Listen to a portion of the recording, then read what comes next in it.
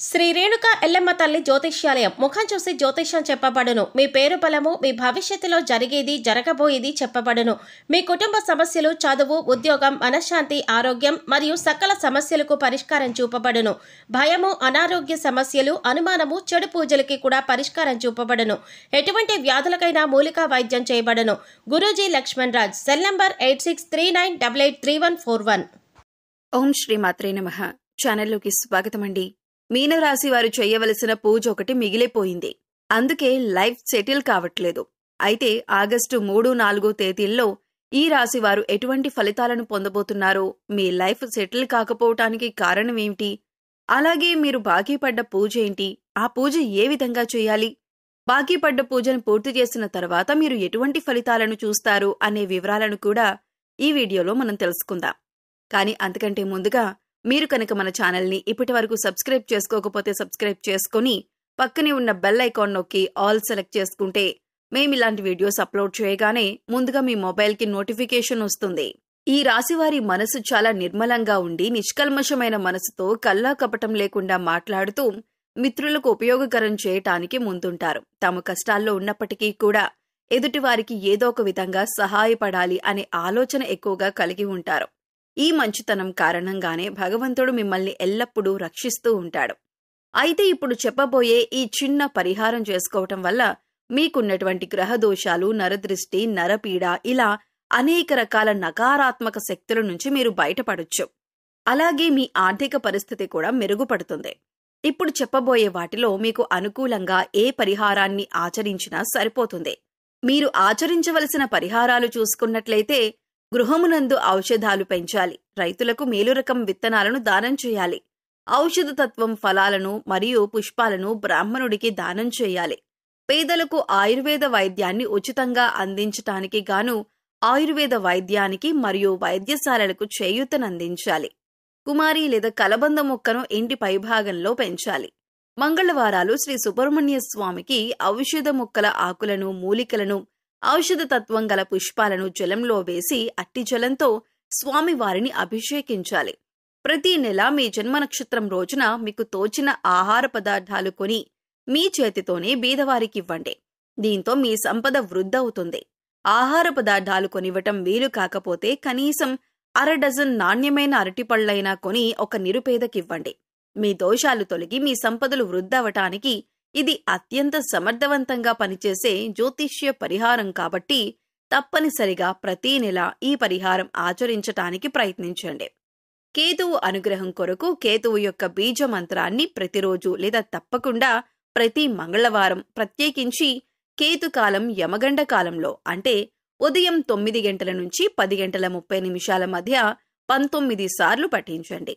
కేతువు యొక్క అనుగ్రహం కొరకు మంగళవారాల్లో, కేతుకాలం యమగండ కాలంలో వినాయకుని ఆలయాలను, పుణ్యక్షేత్రాలను దర్శించాలి. ఆలయంలో కొబ్బరికాయ, అరటిపళ్ళు, పూలు, అగరబత్తి, కర్పూరం వంటివి సమర్పించి కేతువు యొక్క అనుగ్రహం మరియు అనుకూలత కొరకు ప్రార్థించాలి. కానుకలు సమర్పించాలి. మంగళవారాల్లో మరియు ప్రతి నెల ఆర్ధ నక్షత్రం ఉన్న రోజుల్లో ఓం రుద్రాయ నమః అనే మంత్రాన్ని 108 సార్లు పఠించాలి. ప్రత్యేకించి మంగళవారాల్లో, కేతుకాలం యమగండ కాలంలో మరియు ప్రతి నెల ఆర్ద్ర నక్షత్రం ఉన్న రోజుల్లో శివాలయాలకు వెళ్లి శివుని ముందు ఈ మంత్రాన్ని పఠించటం మరింత శుభప్రదం. శివాలయంలో కొబ్బరికాయ, అరటిపళ్ళు, పూలు, అగరబత్తి, కర్పూరం వంటివి సమర్పించి కేతువు యొక్క అనుగ్రహం మరియు అనుకూలత కొరకు ప్రార్థించాలి. కేతుగ్రహం యొక్క అనుగ్రహం కొరకు చేసే ఈ పరిహారం కొంతవరకు కుజగ్రహ దోషాలను కూడా తొలగిస్తుంది. వీధి కుక్కలకు ఆహారం అందివ్వాలి. కొడుకు వరసయ్యే వారిని ప్రేమగా చూసుకోవాలి. నలుపు, తెలుపు రంగులో ఉన్న కొమ్మలని దానం చేయాలి. ఈ యొక్క అనుగ్రహం కొరకు మంగళవారాల్లో సాంబ్రాణి, నువ్వుల చెట్టు ఆకులు, మారేడు పట్ట, ఏనుగు దంతం వీటిలో ఏది లభించినా వాటిని మీరు నీళ్లల్లో వేసి కాచి ఈ నీటితో స్నానం చేయాలి. కేతువు యొక్క అనుగ్రహం కొరకు మంగళవారాల్లో వైఢూర్యం, నువ్వుల నూనె, శాలువ, కస్తూరి, ఉలవలు, ఎరుపు రంగు లేదా బ్రౌన్ రంగు వస్త్రం మరియు ఆర్థిక విరాళాలు వీటిలో ఏదైనా ఒకటి దేవాలయాలు, ఆలయ పూజారులు, అనాథ శరణాలయాలు మరియు అత్యంత పేదరికంలో ఉన్న వ్యక్తులకు దానం చేయండి. లేదా మీరు ఇవ్వగలిగినంత ఆర్థిక విరాళం ఆన్లైన్లో చెల్లించండి. దాని ద్వారా ఏదైనా ప్రసిద్ధ ఆలయానికి పంపండి. కేతువు యొక్క విశేష అనుగ్రహం కొరకు కేతువు యొక్క వస్తువుల దానం, కేతు గ్రహానికి సంబంధించిన వస్తువులతో స్నానం, దేవాలయాల సందర్శన, కేతువు యొక్క అనుగ్రహాన్ని ప్రసాదించే మంత్రాలు మరియు స్తోత్రాల పఠనం వంటివి అశ్విని, మఖ మరియు మూలా నక్షత్రాలు మంగళవారంతో కలిసి వచ్చే రోజుల్లో ప్రత్యేకించి కేతుకాలం సమయంలో చేయండి. మంత్ర జపం రాత్రి సమయంలో చేయటం శుభప్రదం. అలా వీలు కాకపోతే మీకు కుదిరిన సమయంలో చేయొచ్చు. కాకపోతే ప్రతిరోజు ఒకే సమయంలో మంత్ర జపం చేయాలి. స్నానం చేసి శుభ్రమైన సాంప్రదాయ బట్టలు ధరించి తూర్పు దిక్కున కాని ఉత్తర దిక్కున కాని చూస్తూ ప్రతిరోజు ఒకే చోట మంత్ర జపం చేయాలి.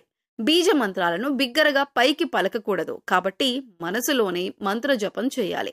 పుష్పాలు మరియు పండ్లు గ్రామానికి తూర్పు దిశలో గల దేవాలయంలో పూజార్థమై బహూకరించాలి. తూర్పు దిశలో దేవాలయం లేనట్లయితే గ్రామంలో గల ఏదైనా ఒక దేవాలయంలో బహూకరించాలి. ప్రతి గురు మరియు శుక్రవారాల్లో చేపలకు ఆహారం వెయ్యాలి. డబ్బులిచ్చి జీవించి ఉన్న చేపలు కొని వాటిని తిరిగి నీటిలో వదిలేయాలి. అత్తరు మొదలగు సుగంధ ద్రవ్యాలను బ్రాహ్మణుడికి శుక్రవారం నాడు దానం చేయాలి. దేవాలయాలకు అగరవత్తులు, ఇతర సుగంధ ద్రవ్యాలు, గులాబీ జలం మరియు విగ్రహాలకి అలంకారానికి కావలసిన సామాగ్రిని కొనివ్వాలి. శుక్రగ్రహం వల్ల కూడా కష్టాలు రాకుండా ఉండటానికి శుక్రుని అనుగ్రహం కొరకు శుక్రుని యొక్క బీజమంత్రాన్ని ప్రతిరోజు తప్పకుండా లేదా ప్రతి శుక్రవారం 16 సార్లు పఠించండి. శుక్రగ్రహం యొక్క అధిష్టాన దైవం శ్రీ మహాలక్ష్మి అమ్మవారు శుక్రుని యొక్క అనుగ్రహం కొరకు శుక్రవారం రోజుల్లో అమావాస్య తిథుల్లో శ్రీ మహాలక్ష్మీదేవి అమ్మవారిని పూజించాలి. శుక్రవారం రోజుల్లో ఈ శ్రీ మహావిష్ణు సమేత మహాలక్ష్మి ఆలయాలను, పుణ్యక్షేత్రాలను దర్శించాలి. ఆలయంలో కొబ్బరికాయ, అరటిపళ్ళు, పూలు, అగరబత్తి, కర్పూరం వంటివి సమర్పించి శుక్రుని అనుగ్రహం కొరకు ప్రార్థన చేయాలి. స్త్రీలను గౌరవించాలి. వివాహం కాని అమ్మాయిలకు త్వరగా వివాహం జరగటానికి సహకరించాలి. బొబ్బర్లతో ఆహార పదార్థాలు చేసి పేదలకు పంచాలి. గోవుకు బొబ్బర్లను నీటిలో నానబెట్టి తినిపించాలి. శుక్రవారం నాడు నియమంగా ఉండాలి. శుక్రవారం రోజున ఉపవాసం కూడా ఆచరించవచ్చు. శుక్రగ్రహ అనుగ్రహం పూర్తిగా లభించటం కొరకు శుక్రగ్రహ మంత్రాన్ని ప్రతిరోజు లేదా తప్పకుండా ప్రతి శుక్రవారం 16 సార్లు పాటించండి. ఏనుగులు మరియు గుర్రాలకు గ్రాసాన్ని సమకూర్చాలి. ఏనుగు మరియు గుర్రపు బొమ్మను లేదా పటాన్ని దక్షిణ గోడకు తూర్పు వైపు ముఖం ఉండేలాగా అమర్చాలి, తగిలించాలి. శ్రీ సూర్య భగవానుని ఆరాధన వీరికి శుభ ఫలితాలనిస్తుంది.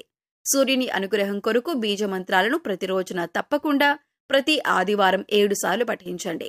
సూర్యుని అనుగ్రహం కొరకు శివాలయాలను, శివుని పుణ్యక్షేత్రాలను ఆదివారాలు దర్శించండి.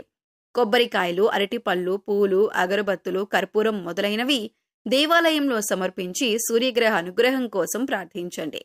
సూర్యుని అనుగ్రహం కొరకు ఆదివారంలో కుంకుమ పువ్వు, రక్తచందనం, మణిశీల, యాలకులు, దేవదారు, పట్టివేళ్లు, యష్టి, మధుకం, ఎర్ర పుష్పాలు, ఎర్ర గన్నేరు పువ్వులు వీటిలో మీకు లభించిన వాటిని నీళ్లల్లో వేసి కాచి ఈ నీటితో స్నానం చేయాలి. ఆదివారాల్లో ఎరుపు మరియు కాషాయం రంగు దుస్తులు ధరించాలి. అంతేకాకుండా సూర్యుని అనుగ్రహం కొరకు శుభతిథి ఉన్న ఆదివారాల్లో గోధుమలు, బెల్లం, కండ చక్కెర, కంచు, రాగి, రక్తచందనం, పద్మాలు మరియు ఆర్థిక విరాళాలు వీటిలో ఏదైనా ఒకటి దేవాలయాలు, ఆలయ పూజారులు, అనాథ శరణాలయాలు మరియు అత్యంత పేదరికంలో ఉన్న వ్యక్తులకు దానమివ్వండి. లేదా మీరు ఇవ్వగలిగినంత ఆర్థిక విరాళం ఆన్లైన్లో చెల్లింపు ద్వారా ఏదైనా ప్రసిద్ధ ఆలయానికి పంపండి. పశుపక్షాదులకు, మూగజీవాలకు తాగటానికి నీరు, తినటానికి ఆహారాన్ని ఏర్పాటు చేసినట్లయితే మీరు గత జన్మలో తెలిసి తెలియక చేసిన పాపకర్మల యొక్క దుష్ఫలితాలు తొలగిపోయి అనుకూలమైన ఫలితాలు ఏర్పడటానికి అవకాశం ఉంటుంది. సో చూశారు కదండి, ఈ రాశివారు వారి కెరీర్లో అంతేకాకుండా అభివృద్ధి పొందటానికి, అలాగే మీరు తలపెట్టిన ప్రతి పని పూర్తవటానికి, ప్రతి విషయంలో ముందుండటానికి ఈ రాశివారు ఏ పూజ చేసుకోవాలి, ఈ రాశివారికి బాకీ పడ్డ పూజ ఏంటి, ఆ పూజ ఎలా చేసుకోవాలి అనే అంశాలను ఈ వీడియోలో మనం వివరంగా తెలుసుకున్నాం కదా. ఈ వీడియో మీకు నచ్చినట్లయితే లైక్ చేయండి. మీ ఫ్రెండ్స్ అండ్ ఫ్యామిలీ మెంబర్స్లో మీనరాశి వారు ఉంటే వారితో ఈ వీడియోని షేర్ చేసుకోండి. అలాగే ఇప్పటివరకు మన ఛానల్ని ఇంకా సబ్స్క్రైబ్ చేసుకోకపోతే వెంటనే సబ్స్క్రైబ్ చేసుకోండి. అంతేకాకుండా పక్కనే ఉన్న బెల్ ఐకాన్ని క్లిక్ చేసి అందులో ఉన్న ఆల్ అప్డేట్ని సెలెక్ట్ చేయండి. ఇలా ఛానల్ని సబ్స్క్రైబ్ చేసుకొని పక్కనే ఉన్న బెల్ ఐకాన్ క్లిక్ చేసి అందులో ఆల్ సెలెక్ట్ చేసుకుంటే మేము ఇలాంటి వీడియోస్ అప్లోడ్ చేయగానే ముందుగా మీకు నోటిఫికేషన్ వస్తుంది. మరో చక్కటి వీడియోతో మళ్ళీ కలుద్దామండి. ఓం శ్రీమాత్రే నమః.